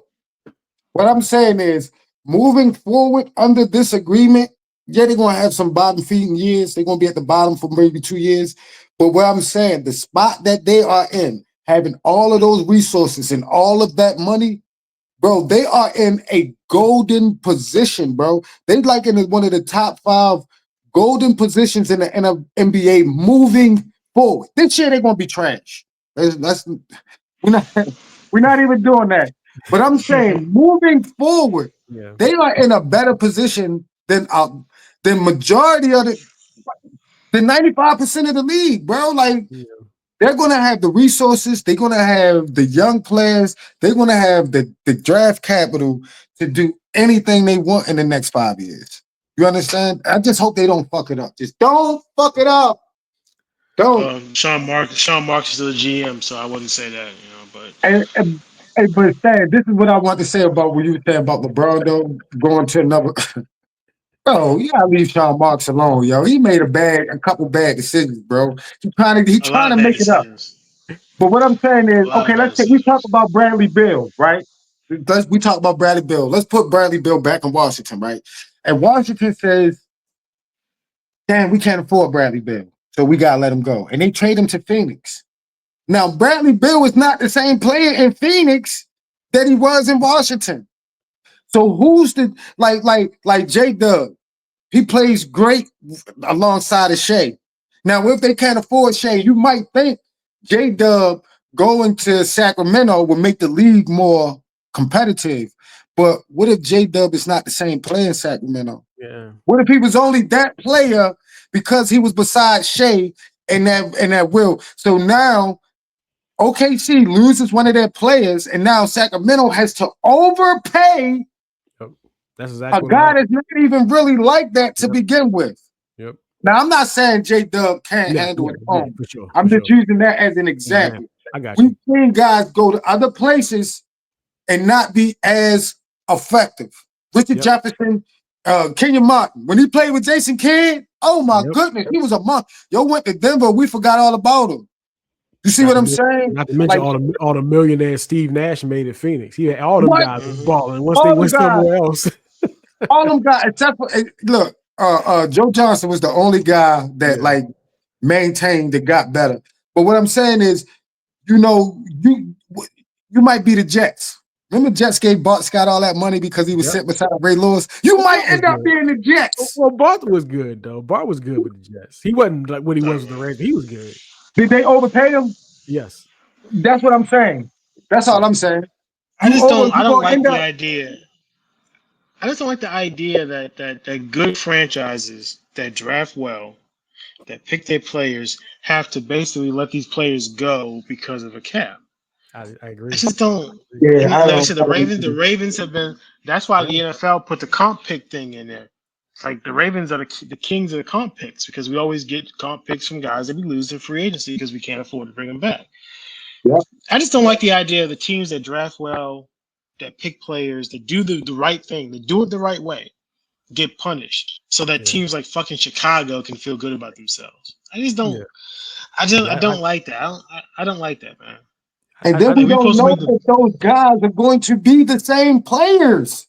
We don't even. Of course. I just think that like you could have implemented this and put something in where you say, you're not taxed on money for players that you drafted. You can't punish me because I drafted well. That's my issue. Yeah, I don't like that shit. I don't like that, bro. I don't like that.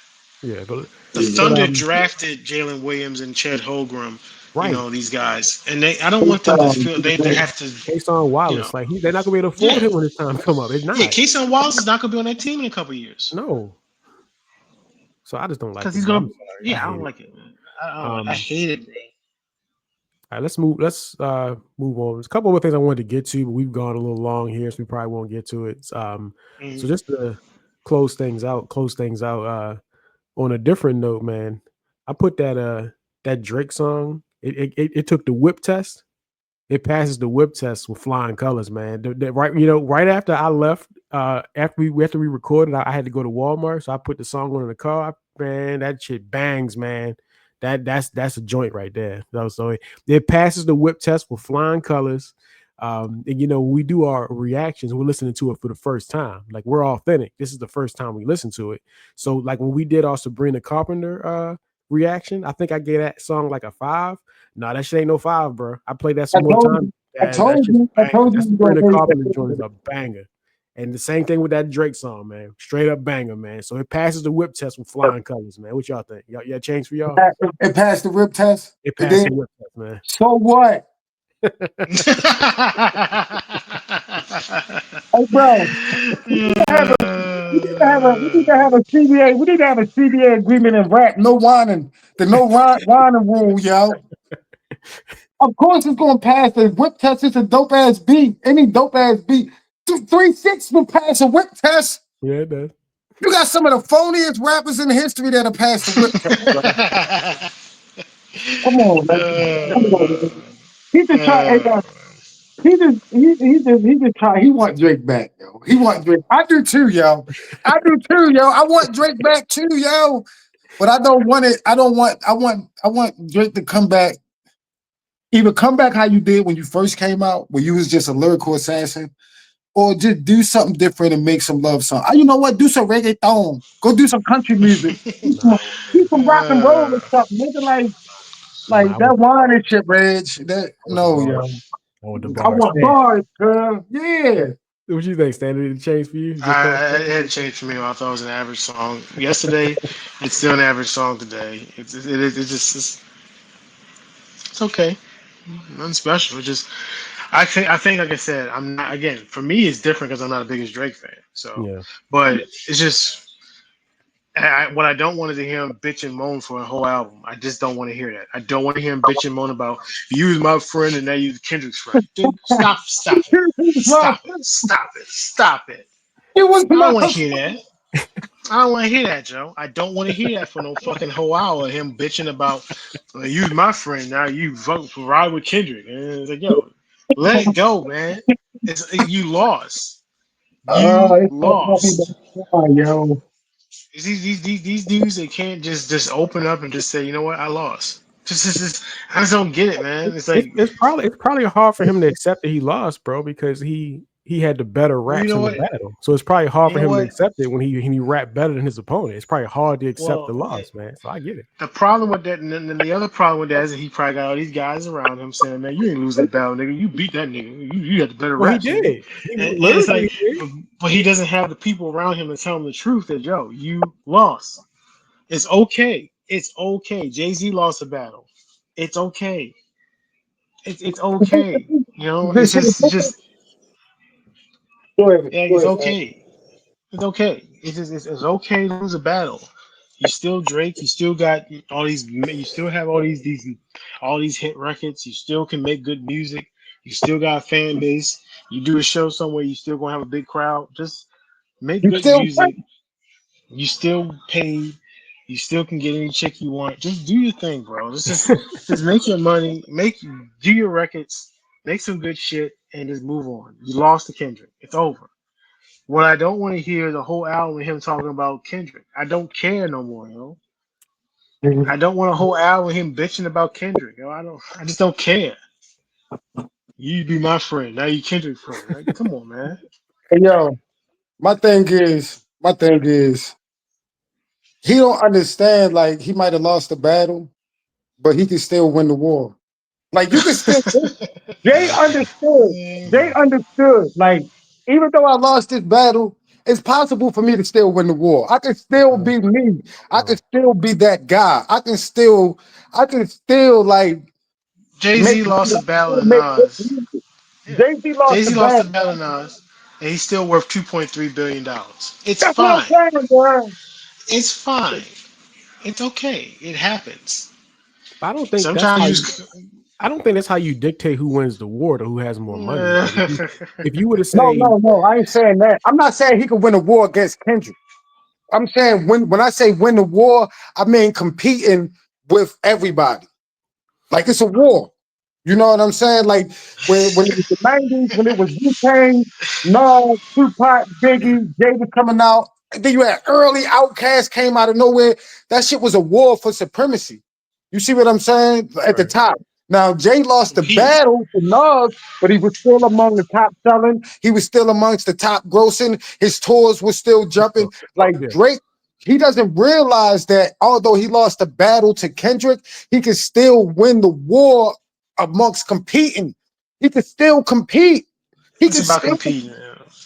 he of still, course. I mean, like, yo, we're not gonna act like the nigga ain't nice, bro. We're not gonna act like the nigga ain't creative. We're not gonna act like we ain't never made love to his music when in the background while with our I women. haven't. We just I gonna act haven't. like that, yo. I don't think I have either. I What? haven't. My I ain't Yo, wife fucking no hates Drake. Drake. My wife hates yo, Drake, so yo, yo, Drake is in that my wouldn't go head. well. It's a little bit of Tank. It's a little bit of R. Kelly. It's a little bit of Prince. It's a little bit of Drake in my playlist, yo. You know what I'm saying? Yeah, But what I'm saying is he can still win Grammys. He can still win American Movie Awards. He can still make platinum records. You can yeah, still do that. for sure. Like we can still love you. Like we all talked about how Drake lost to Kendrick. But nobody say I don't want to hear nothing from Drake no more. We're saying, nigga, give us some Drake shit. Give us something different. Be See, I creative. don't see. What? I don't know about that. That's what's yet to be determined because there's a different aura around that brother now, bro. When you see him, like his aura is just different. He don't look the same. You know what I mean? Like something just feels different. Like when you see this dude It now. is. So Kendrick's yeah, starting to levitate. I think above like yeah, bro. everybody. Like This is like a levitation. It's kind of like yeah, it's like a Tupac like aura around him. yeah, bro. And like the You difference remember Tupac? between go ahead, Do you Stan. remember Tupac towards the end? Tupac towards the end of his life and how he was kind of moving around. And like he just had this like even Biggie, they both had this aura around them, like this I'm the shit, man. I don't care what Yeah, y'all say. Can't nobody touch me. I'm the best rapper in the world. You can't touch me. And there's this aura around it, like this glow. Like that Dave Chappelle, Rick James glow. That's what Kendrick got right now. yeah, bro. It's just a different And aura, that's man. It's and that's different. the thing. Like the difference between like Jay Z and Nas is that I don't think there was ever a question that Nas was going to be able to compare to Jay commercially. But the difference Yeah. here is Kendrick absolutely is competing with Drake on a commercial level now. You feel what I'm saying? So like Yep. this is just different, bro. And like that song off of the Party Next Door album, Nokia. Like the first time I heard the song, I'm like, bro, that's a smash. And it was a smash. It's a hit song. It's definitely a hit song. But the highest it got on the Billboard was number 2. And the reason why I was only number 2 is because of Kendrick. Kendrick. Because of Kendrick was only number 2. So I just think that like there's a different feel here. And real quick, the Jay-Z and Nas thing, Nas, when you say who won the war, I think the war was actually a draw. And the reason why I say it was a draw is because Nas going into that battle was kind of out of it. You know, I Am, Nostradamus, neither one of them albums really was hitting like that. And then when the Jay-Z thing happened, it brought him back up to one of the best rappers in the game, a legendary artist. And he never went backwards. He stayed exactly there, never went Right. backwards. So technically, the war portion for Nas was fine, and of course Jay was fine. So they both did good for the war. When I say Jay can still win the war, I'm not saying win the war against Nas. Because if you want to talk about like their war and their battle, that shit died with Black Republicans. You know what I mean? Money I got left. You know what I mean? That shit died right there. They let the world know, look, we good. We ain't on no bullshit. I love Nas. Nas love me. Nas has been in his videos. You know what I'm saying? All type of shit. The beef with Nas died with Black Republicans. That's what I'm saying. Right. But when I say win the war, I mean like amongst everybody. He might have lost a battle to Nas, but he probably still outsold Nas because Right. he outsold Nelly and Exactly. he outsold M. That's what I mean by winning Okay, the I got you. I a got you. battle. He lost a battle to Nas, but the war, he's still fighting the war to this day. I mean, the nigga done got Super Bowl.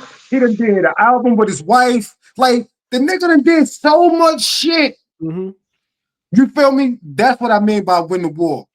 You know what I mean? Nigga done sold Armadale. You know what I'm saying? He done sold Rockaware. He done got Rockefeller back. He done became the president of Def Jam. Think about how much Jay has accomplished after Ether. He actually did more after Ether than he did before Ether. And it's not even close. For sure. But you can say the Although he same. lost the battle, Right. he still won the war because he was able to keep persevering and keep gaining levels. Level. He just kept leveling up. That's because he admitted and accepted his defeat and moved on. That's my Yep. problem. That's my point. Is Drake That's going to it. be able to accept the fact that he lost his thing to Kendrick and move on and just make good shit instead of doing the man, y'all was my friends and now y'all turned on me. And it's like I don't want to hear that shit, man. I But don't want to He hear cursed it. my You sound friend. like a bitch, man. I don't want to hear Curt, that, but hold man. on, I want Curt. somebody Curt, seriously. If you was in a battle, right? And you came up on the losing side of the battle, and dudes did a video, and in the video, everybody's having a good time. And who's in the video but me in the video that's laughing and having a good time, dancing and I'm a on smoke. stage, I'm a having a smoke. good old time? I'm a How you smoke gonna you. feel? I'm a smoke you. That's Reggie. fine, but I'm saying, how are you gonna feel about it though? Like, you know what I'm I'm gonna be saying? Like, mad. I'm gonna be hurt. all right, so why shouldn't Drake be mad about it? I didn't say he shouldn't be mad. I'm saying he shouldn't make 90 songs. It ain't the 90. Like we tired of hearing that shit, No, bro. he can be mad about it, but I don't want to hear a whole album about it, yo. I don't want to Yeah, hear a bunch of records about it. Again, you want to be mad that LeBron James was dancing on stage with okay, fine. Whatever, bro. Nobody cares. That's the thing. Nobody cares. So you making records, making subliminal shots at LeBron or whoever you taking it against, Future, LeBron, whoever. Nobody cares about subliminal shots, man. You know what he If came you with? got a problem with if you got a problem with LeBron James and you got a problem with DeMar DeRozan being in the Kendrick video, you got a problem. Call those niggas out by name. Just say it. that's fair. His That's thing. fair. I'm not mad at that. And at that point, get it out your chest. Get it off your chest and move forward. That's all I'm saying. But you said you don't Just want to get hear it though. it You out. said you don't want to hear it though. No, What I'm I don't saying want to is, hear. I don't want if to you hear it gonna over and do it, over. You know?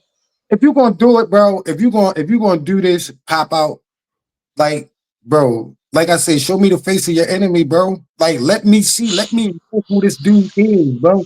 Because you saying pop out, it's 100 niggas on the stage. You could be talking about YG. You could be talking about Russell Westbrook. You could be talking about DeMar DeRozan. Like, you could be talking about a whole bunch of people. And we're There's a tired bunch of of NBA niggas on sift through stage your right now, emotions. man. It I was. don't want to That's have it. to sift through your emotions, bro. It's But like he turned into Beyonce. He's spilling lemonade all over the place, bro. Now he's gonna start talking about Becky with the good hair. Bobby with the bad hair is coming next, bro. Telling you, bro, it's coming next, bro. Like, we don't want to hear that shit, bro. You was my friend. You was my friend. Like I said, like I said, I just want him to make good music and get back to being Drake and making good music. But just understand, bro, that you lost to Kendrick. It's okay. Yeah, it's Don't okay. keep yeah, don't keep pushing that. Keep pushing that. Because if you keep doing it, Kendrick gonna come back and do something else, and it might be even worse than the last time. Kendrick is like I said, Kendrick at this point is so far above all that shit now, and he ain't thinking about no, he's that. He's not. still He's not You above said, it. you Yeah, said, I'm hold like, on. Wait. fan. We ain't gonna say he's too far behind us, fan. Because if you think Kendrick ain't got shit ready for his ass if he try again, you crazy.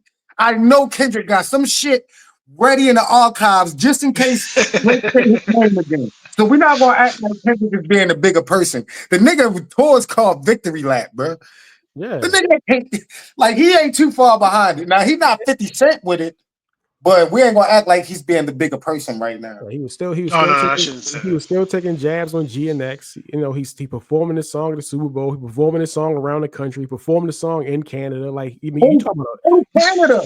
you talk about a victory lap, yo. Like this Kendrick's victory lap. It's starting to get to be to Forrest Gump levels at this point. Like, how long is he gonna run this thing, bro? Like, so nah, bro. Forrest Gump. Like both of us still hold on to it. No, but I'm just saying, man. I fuck with Drake as an artist, and I want the artist. Like we listen, you couldn't compete with Pusha T. You know, you smoke meat, you smoked a couple niggas. But when it comes to these elite lyricists, bro, you gotta leave that shit alone, Drake. Like you're not fucking with these elite lyricists. Now you don't. Well, You are an amazing artist. you You are said an that. amazing artist. But like, just let it go, bro. Jay said, I will not lose, for even in defeat is a valuable lesson learned, so it evens it out for me. Bro, that was like, okay, at least we know you strong enough to keep going, bro. He even said, Jimmy, you don't want to see me neither. Maybe my nigga Nas, but I got stronger since Strong the as East. ether. Like he was Wow. letting niggas know, like, yo, look, that nigga punched me in my face and knocked me out, but guess what? This still my block. Which one of y'all niggas gonna take me off this block? Now Nas got it. That's my dog. We done toasted up, we done pieced it up. That's cool. Which one of you other niggas can fuck with me though? Maybe my nigga Nas, but I got stronger since Ethan. You see Yeah, what I'm saying? We're not getting that from Drake. We, I you agree. know, I if agree Drake, with that. listen, if Drake was like, if we put Drake in Jay's shoes, it would be equivalent of Jay saying, "Hey, Funkmaster Flex, hey, New York." Like when But hold Blueprint on. after Blueprint 2, we never heard nothing about Nas again. I agree. But to be fair, the immediate aftermath of like of Jay-Z after Ether was not good. Like if you never heard that Hot 97 interview with Jay sounds hurt. He sounds defeated. Mhm. He sounds Yeah. broken. So the immediate aftermath was not good for Jay after Ether. So Well, you No, it expect wasn't. that, Either, bro. either You expect that, that like shit, with when that the shit hurt his impact heart, yo. yeah, yeah. you expect when the impact hit for it to hurt him because Ether Yeah, definitely that shit hurt his heart. You know it. that shit It hurt. just I agree. yeah. I think It was a napalm bomb, as Nas is called it. But he said, but I will not lose. When he said I will not lose for even in defeat, it didn't make us like accept the fact that he lost, but it made us accept him. I agree with that. See what I'm saying? I agree with that. Like it made us accept him because he I was a agree. man about it. Yo, look, that nigga Nas scorched me, but I'm still Hove, nigga. You still love me, nigga. I'm gonna drop this album and you gonna support me, nigga. That's what we got from Hove. I agree with that. I agree with that. That's what we need think, from Drake. That's all I'm saying. That's all we need. I think it's hard for Drake to accept it, but I think he's having a hard time because I think that the MC in him is like, hold the hell up. So I dropped Family Matters, and y'all are telling me that Not Like Us is a better diss record than Family Matters. Like he's like the MC in him is like, are y'all being serious right now? I think it's hard for him to accept it. I think even with the Pusha T one, I think it was hard for him to accept that too, because he felt like, yo, like he won because he spilled some tea, not because he outbarred me. Now I disagree with Drake on that one, but Pusha T smoked. Pusha T smoked his boots. But with this one though, I think he's like, hold up.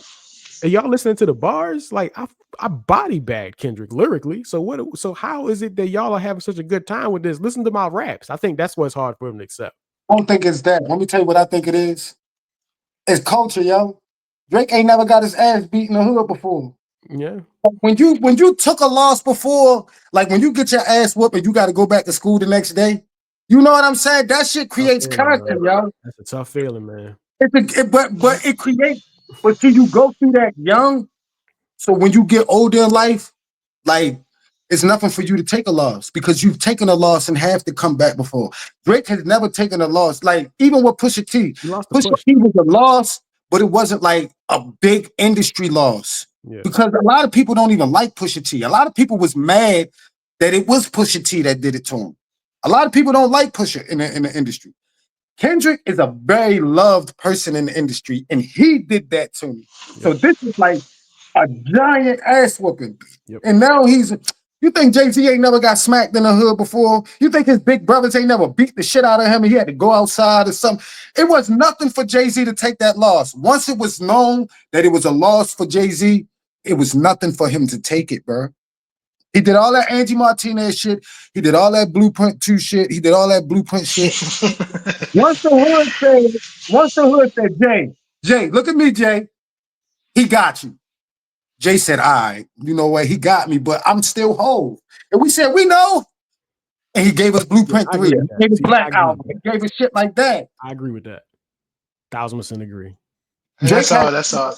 He's making. That's the point. He's not. Then he protected by Baby and Wayne. Everybody gonna fuck with Baby and Wayne for a big portion of their career. Pusha is like the only nigga dumb enough to go at these guys, bro. You know what I'm saying? But what I'm saying is,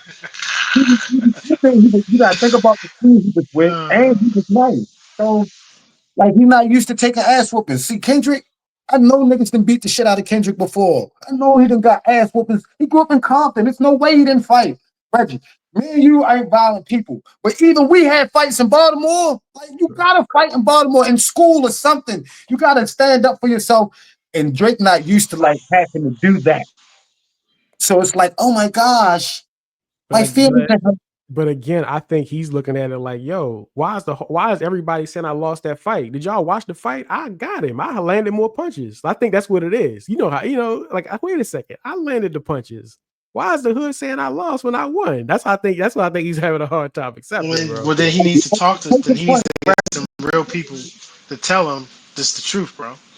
It is what it is. But I know it's hard to accept a loss, but you have to accept the fact that you lost this thing to Kendrick, and you have to move on with your career.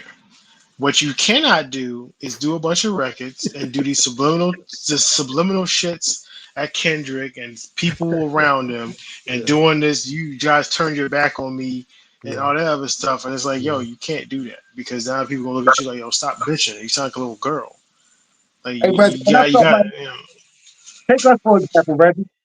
For the longest, I felt like I won our battle because the bars was close and I freestyle. Yeah, I know. I freestyle. I felt like, bro, for me to freestyle and to be as close as him, bro, I should have won that shit. But everybody in the classroom was like, nah, yo, Reggie got you, Reggie. So eventually I was like, you know what? All right, Reggie got me. That's my man. And we went back to writing together like nothing. Yeah. And I felt that I won that battle. I freestyle, nigga. All that shit came from the top of my head, bro. You was right. Yeah, it's true. Yeah, hear what I'm saying? So, but once look, you gotta appeal to the consumer. The consumer does not appeal to you. When the hood say you lost, Drake, no matter how much you won, he don't understand politics. When the hood say cannabis, to this day thinks he won the battle. He did. Lyrically. You know what I'm saying? But guess what? He accepted what niggas he never accepted what niggas said. That's why he disappeared. If Cannabis would have came out, as nice as Cannabis was, if he'd have came out in the 90s and say, look, I'm moving past that LL shit, man. Y'all say he won. It'd have been easier to accept him. But he kept saying, oh, but y'all listen to second round KO. Everybody loves second round KO, which is true, but niggas ain't want to hear your whining. He didn't really whine. He said he said a couple things about it, but Cannabis was never on every radio station. To this day, he say that shit on the radio stations, bro. He won though. I get it. That's great. That's good. That's fair. All right, fellas. You don't want to be Cannabis in 30 years, bro. All